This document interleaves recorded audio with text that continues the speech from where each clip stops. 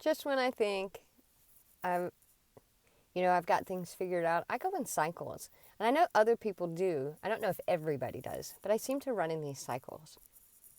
And I have these wild bursts, not wild, it's not like they're uncontrollable. I don't mean it that way. But I'll have a period of time where I'm playful and engaging and sort of deliriously happy. And then there are times, and outgoing. And then there are other times where I'm much more morose, morbid, quiet, and not outgoing, right? And I realized that if we are born from a word, I used to say my word was oxymoron because that seems to be how it goes, but I realized that one of the core parts of my personality would be associated with the word defy. I am defiant. I am defiance. I like to defy. I learn through experience. I have to be, and I do it through experience so that I can understand. I mean, I can obey. I can listen and obey. You can say, the stove is hot, don't touch the stove, and I can obey that, but I haven't learned anything. I have to touch the stove in one way or another. That doesn't mean I place my whole hand on it. It might just be a fingertip, but either way, for me, I need the experience. And so I defy. I'm defiant in quite a lot of things, but I'm not. People keep asking me, how do you validate yourself, right? Because I am my own anchor. And how did I get to a place where I could technically validate myself? And it really comes down to, I asked myself, do I think I'm a good person or a bad person? Am I a good person or a bad person? I know what goes on in my head. I know all the things that I think. I know how I process things. I know how I judge, right? Am I a good person or a bad person? And ultimately, for me, the answer came down to, I am not a malicious person. I make plenty of mistakes. I will always continue to. By walking to the beat of my own drum, it's bound to happen. Even in my friendships, I make mistakes. But I'm not malicious. I never make decisions or do things with the intent to hurt somebody else. I'm quite the opposite. I can be very empathetic. I can be very compassionate.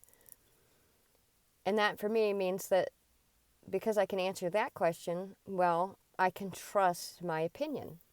I decide I have to think about a thing. If I don't have an opinion on it, I need to experience it to have an opinion. And then when I have the opinion, I can trust that opinion because I'm not a malicious person.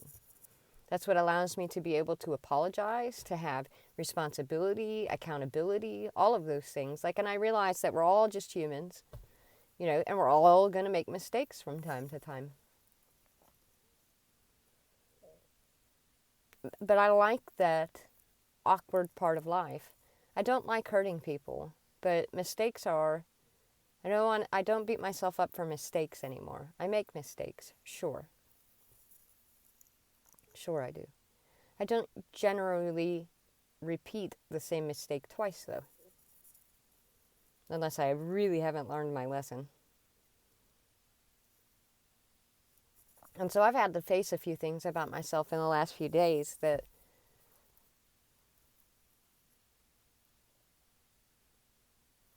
aren't always pretty, right? And I'm not sure how to explain it, but I sort of teach people how to abuse me.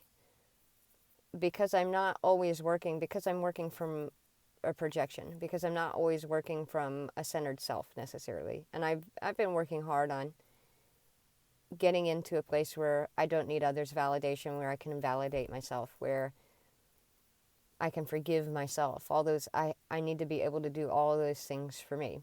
And to communicate clearly and concisely, which is also something that I'm not always good at. But I have such a love-hate relationship with words. There are so many preconceived ideas and notions and pictures and reactions attached to words that we use all the time.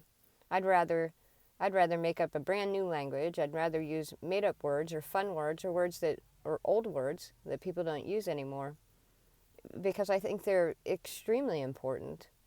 They set up a framework. They set up a mental framework. And I try to be very careful with how I choose mine. But I'm still frustrated. I'm still a little frustrated that some of my ideas, or some of the things that I'm writing about or thinking about, aren't connecting the way I want them to. They're still being misunderstood. And I can't control all of that. Some of that is, other people's perception of the thing. I can't control how somebody perceives something. Nor do I want to, really, but at the same time, I want to make sure that what I'm saying is at least on par with what I mean. I wrote a piece that I didn't share publicly. I shared it in some private groups. And with the way that people were responding to it, let me know I missed my mark. I gave the wrong impression, even though if you read through it, it makes total sense to me. I didn't mean it the way that people were understanding it necessarily. And so I have to rewrite it because I'm conveying the wrong thing. I don't know. These are my thoughts today. Also,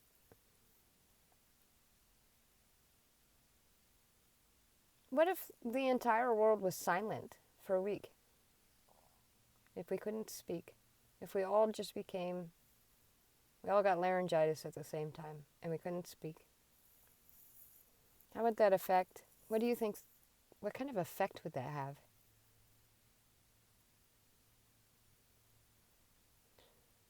I don't know.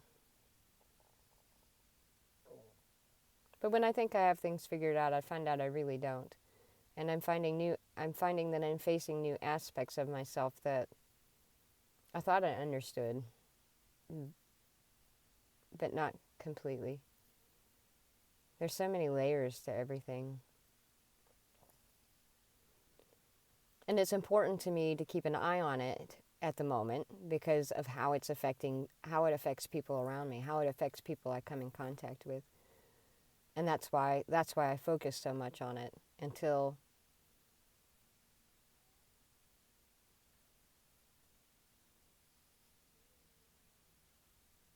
I feel like I'm connecting the way that I don't want to say being understood. That's hard. I could just stare into the camera for 20 minutes and let you guys just read it on my face. But then you're only reading yourselves. See how aggravating this is? Right? We're only ever projecting ourselves. We're only ever meeting ourselves, essentially. I mean, almost in anything. I still have work to do. I always will, I think. I like it that way. It doesn't mean it will always be my personality. It doesn't mean it will always be something that is so weighty. But I'm in a constant state of change.